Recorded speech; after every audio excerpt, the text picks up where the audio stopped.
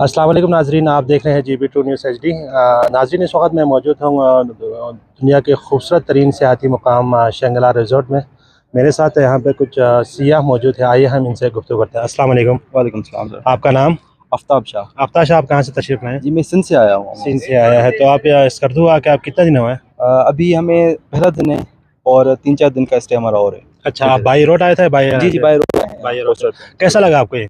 माशाल्लाह अभी तक बहुत ही अच्छा एक्सपीरियंस रहा है। अभी तो कुछ चीज़ें एक्सप्लोर की हैं, हो गया शंग्रीला रिजॉर्ट हो गया। अभी काफ़ी चीज़ें एक्सप्लोर करना बाकी है, लेकिन सुना बहुत है इसके बारे में।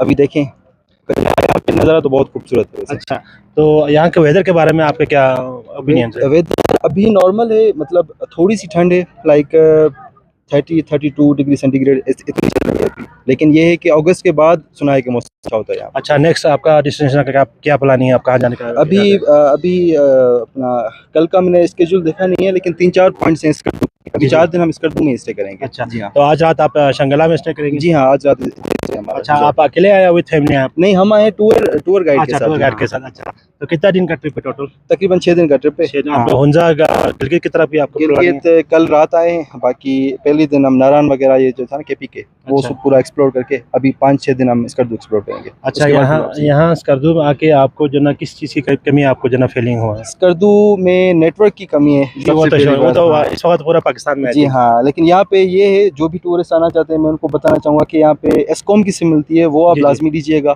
वहाँ पे उसके अच्छे सिग्नल नहीं, हैं। अभी एक हफ्ते से जो ना जोंग का भी 4G यहाँ पे जो ना लॉन्च हो गया है। अच्छा, जी, जी, जोंग का 4G चल रहा है। हाँ जी। जी, जी।